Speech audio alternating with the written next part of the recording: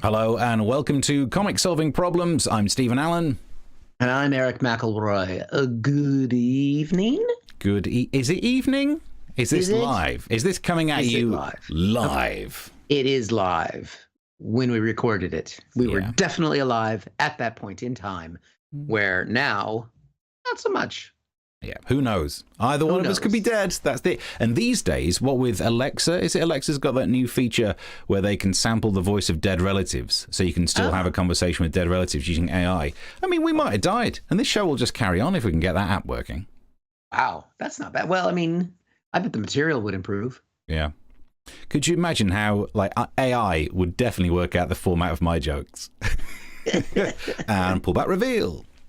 Yeah. No. They're much more diverse than that. The AI could work out in a few seconds, like, and that's when I got banned from Tesco.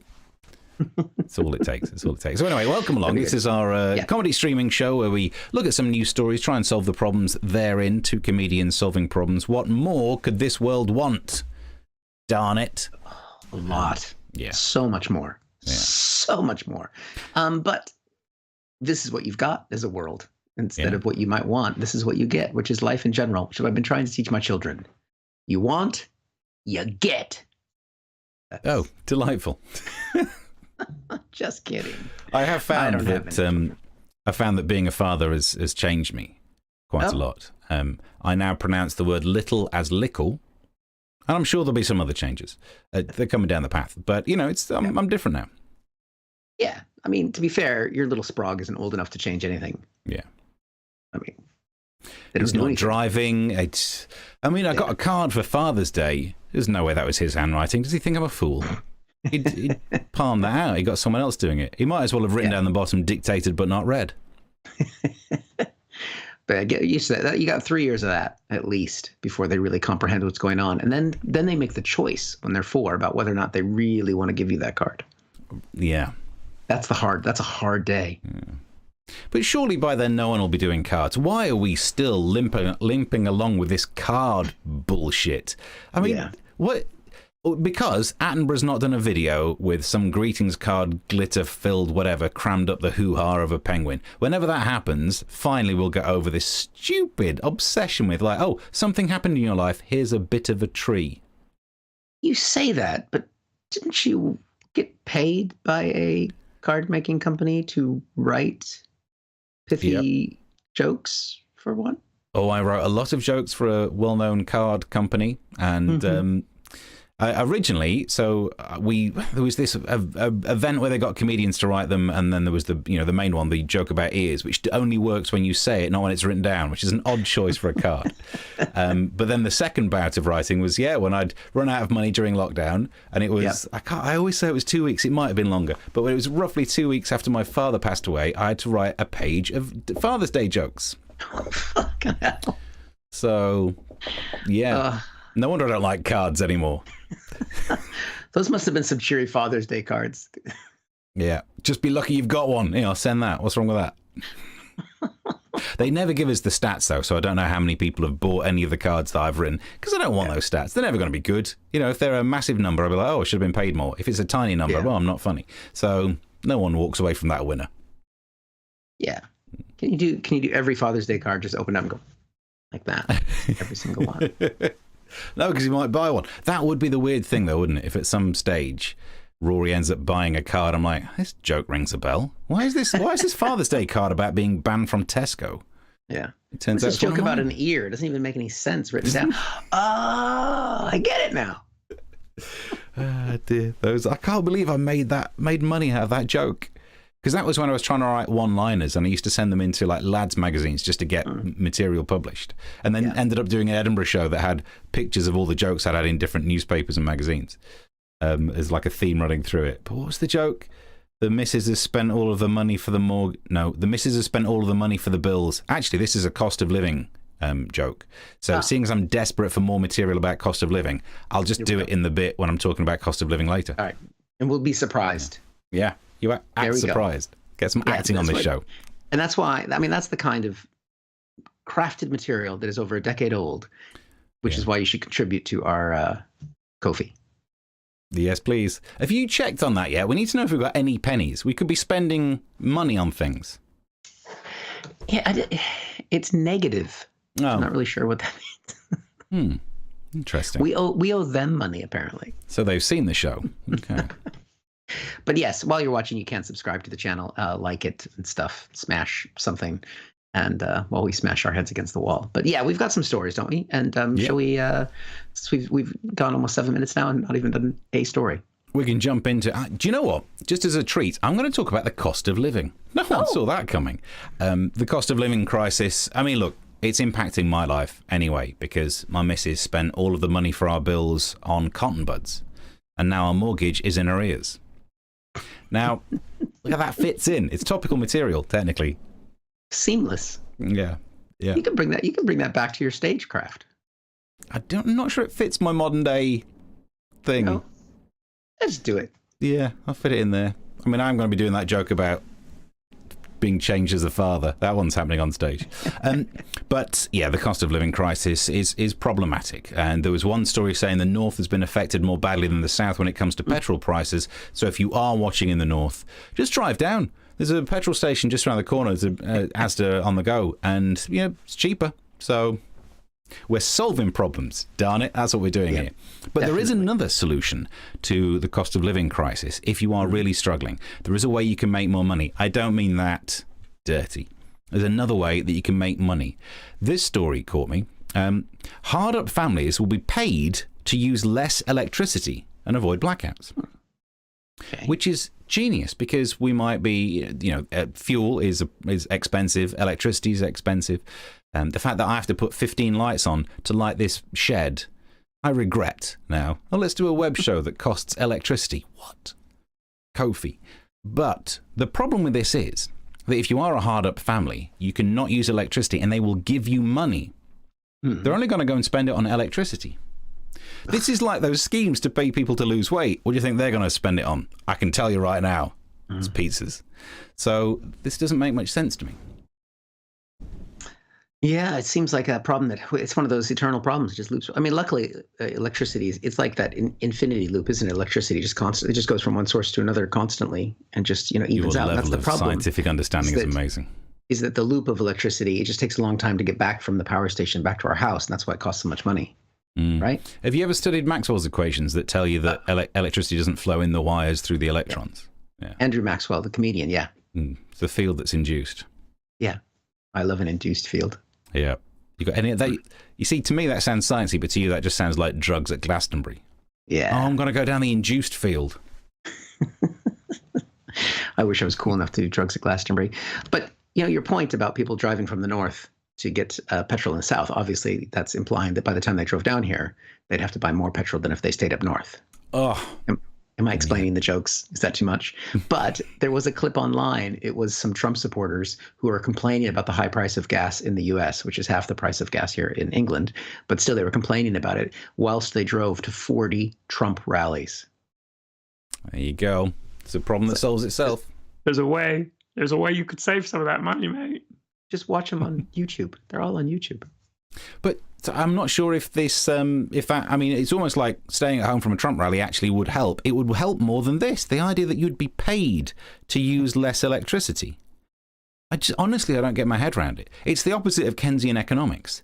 I think in Keynesian economics, your basic is that it's worth paying someone to do a pointless job because you stimulate the economy.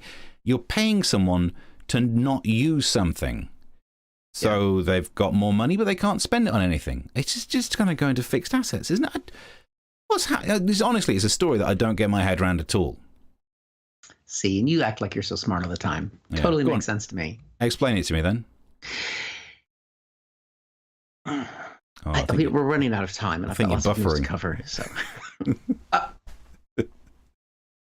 Yeah. Moving on to our next story. Before you show this headline, I mean, this is one that obviously as an American I have to cover. It's deeply disturbing. There's not a lot that you can make jokes about it. So, but I felt like I had to cover it. So if you can show people the headline.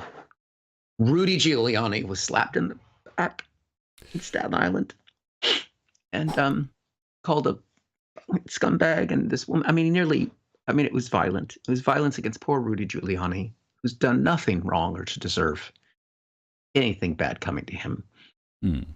Obviously, that was a bit of deflection, of course. We'll talk about Roe v. Wade in a minute. And I know whose fault that is. But yeah, this is basically Rudy Giuliani was campaigning for a son who's running for governor of New York.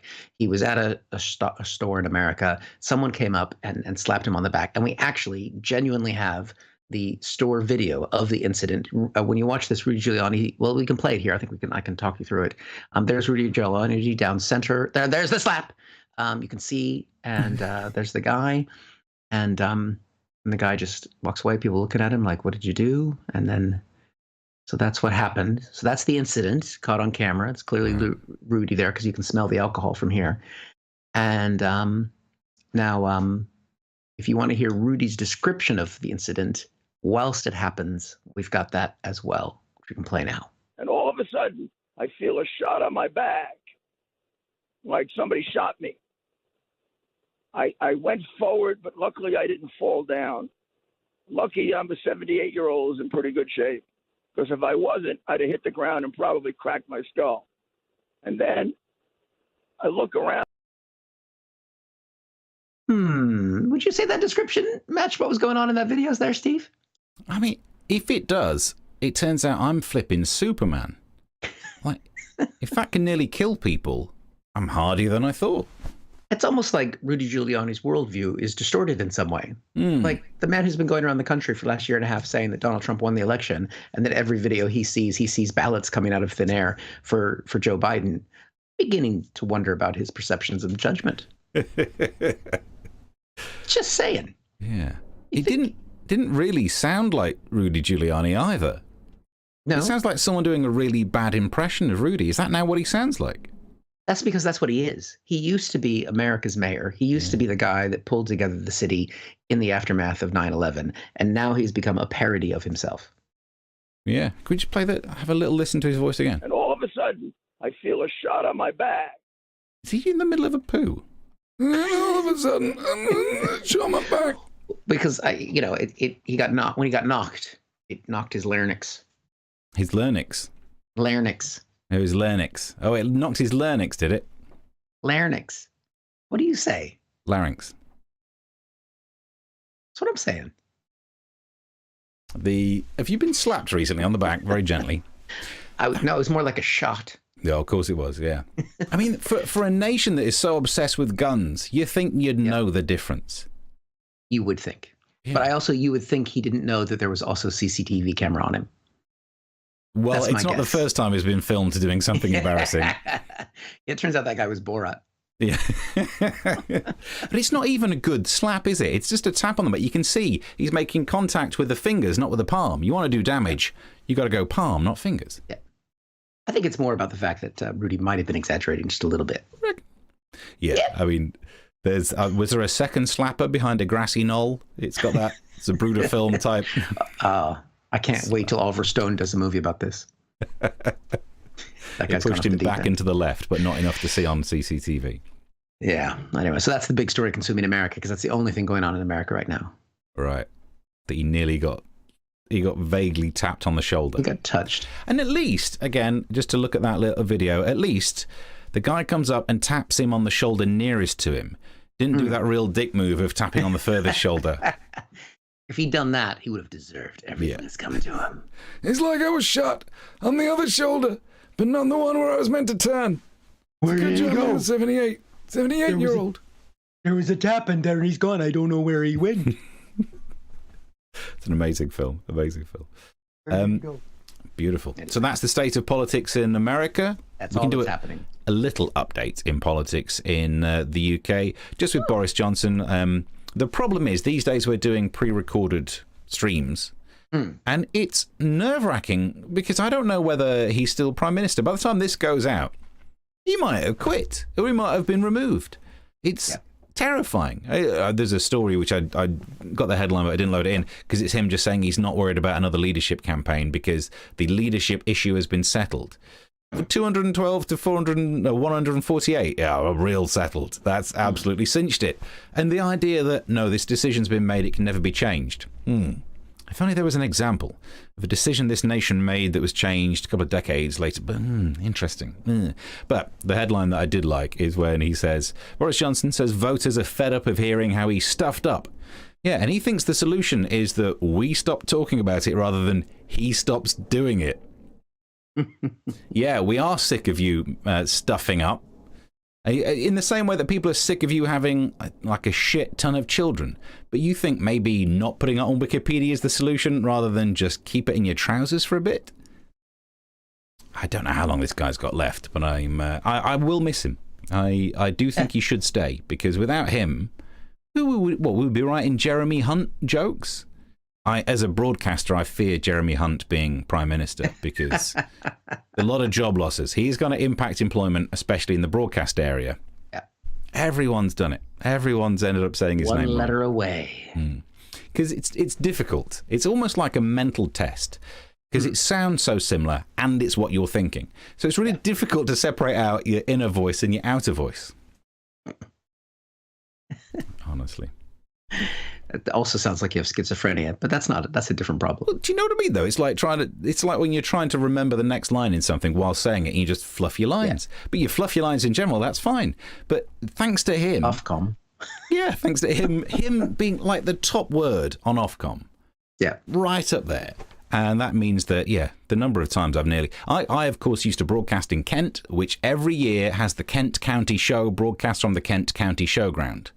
And some of the people who attend are from Kent County Council. You try it. The fact that I didn't get fired for that, everyone's done it. Everyone's said it wrong. Yeah.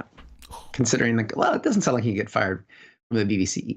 BBC's pretty tolerant for people's behaviors, it seems. Yeah.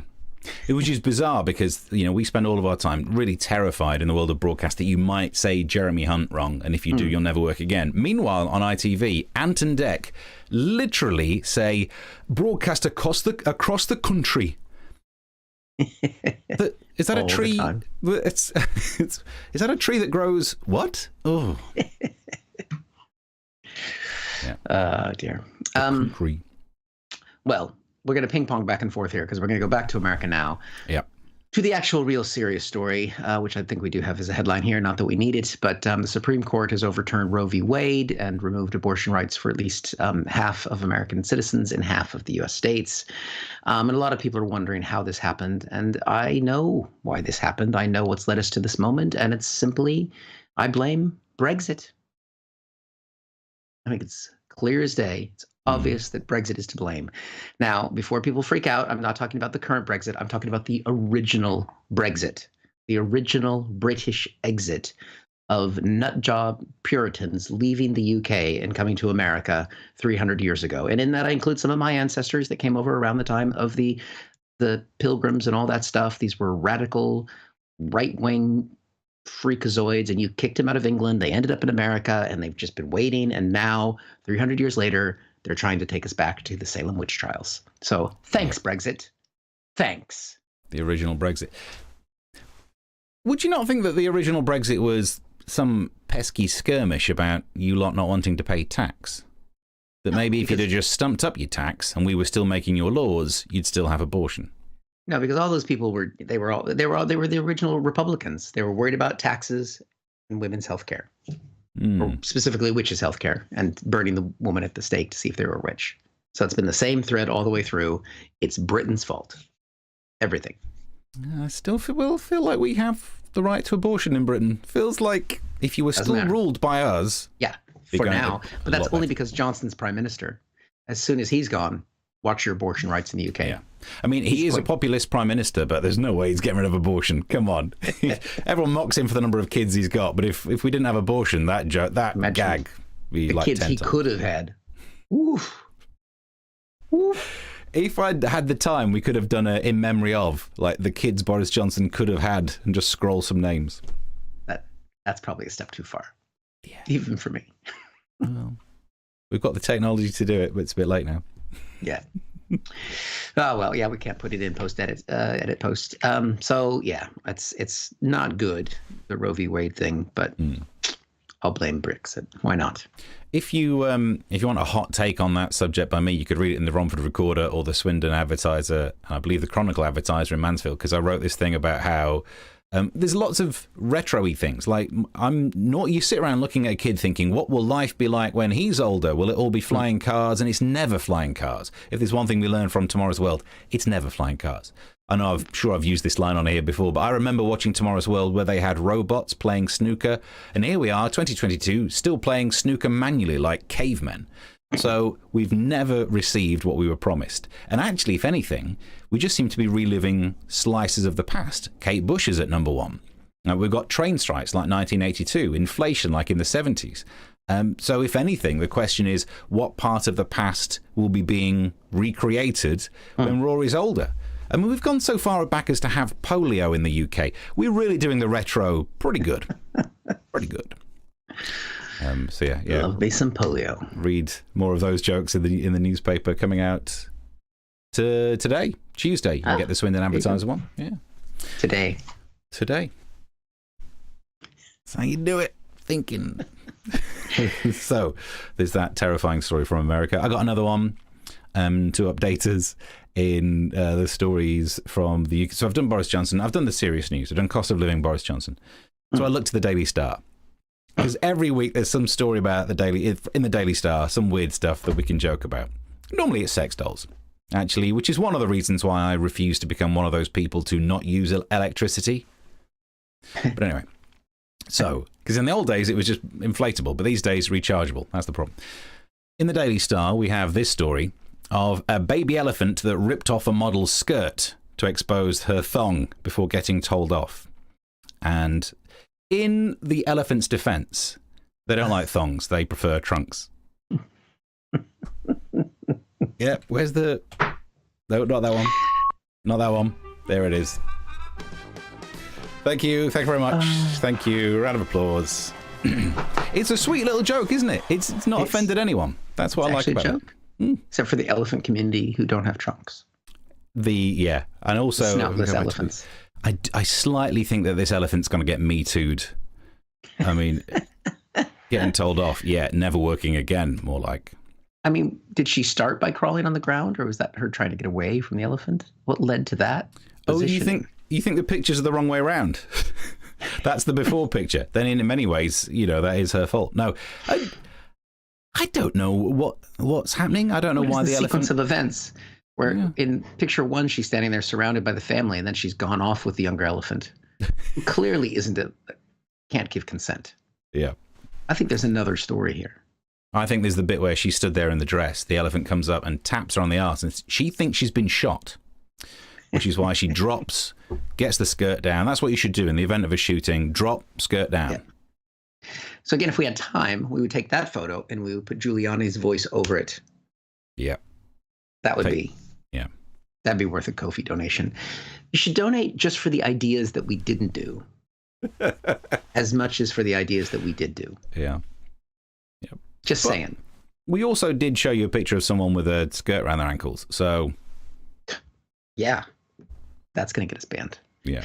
Right. Like last week's did with your Republican video. I ended up getting a flipping flag warning on my Facebook page for that. Thanks. Yep. Me too. Yeah. Me too.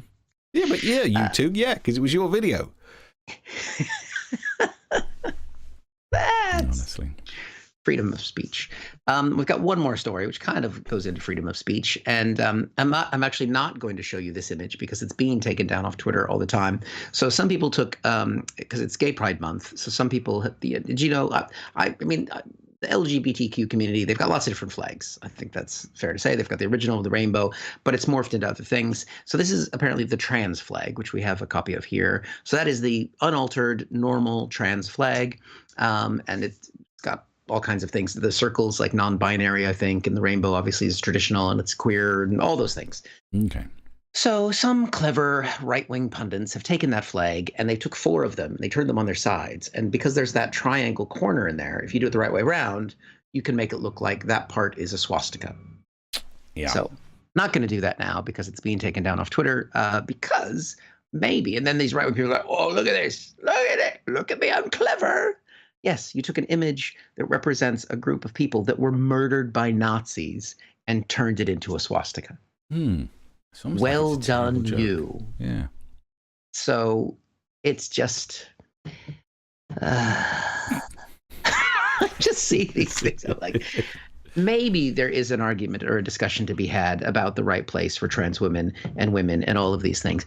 I don't think using a Nazi symbolism, and these are usually the people that are being called fascists anyway. So you think if anyone, they wouldn't want to be the ones putting out swastikas.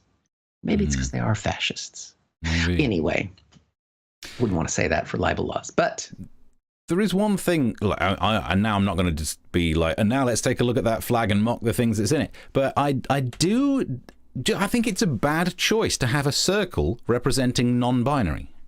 Yeah. Because it's a zero. That is. Because that's an O then, isn't it? Which is half of binary. Like the actual binary. Binary is Zeros and ones. So let's have a zero to represent non-binary. You just the one is there. Show it again. The one. They've just taken the one and they've turned it round into a circle.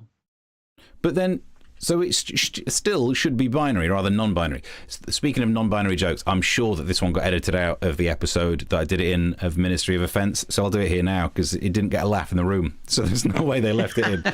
So one of the guests was doing a little funny bit about, because some news story had happened about someone having a robot penis. Oh. And I made the joke saying that if you had a robot penis, it would be good because, yeah, it wouldn't feel like a human flesh one. But because it deals in zeros and because it's binary, you can still go for number one. And no one in the room really worked out what I was on about. And I was like, no, zeros and ones. You can go for you can't do a number two, but your penis can do a number one. And it got the same reaction. But the reason there's no laugh now is because there's no audience. When I did it on the show, we had an audience. Yeah, I mean, I think your math jokes are going to have a limited pool. I would imagine, you know what? Our regular viewers would get it. Yeah. They're smart people. Yeah. Well, they must be. That's why they give us binary amounts of Ko-fi. 100 looks like binary. You could definitely pop 100 quid in there. 10 quid. That's more like even the I'll talk zero myself is what to. I was talking about. But yeah. I used to do a thing on a podcast I did that was this back on Mercury FM? Where I used to have an intro that said, like, the show is filmed in front of a live studio audience. They just never laugh. Yeah. That's funny. Right. Well, I think we're heading up to our time mark here. So, yeah, we'll be back next Tuesday, or the next one after that, whichever one comes first. Yeah. And please subscribe, like the show, share it with your friends, share it with your enemies, even more so. And yeah, I think, is that pretty much it? Yeah. Beautiful, beautiful stuff. And until next time, bye. Bye. Thank you for watching this from Comic Solving Problems. And if you feel like it, go ahead and like the video. Or subscribe. Commitment.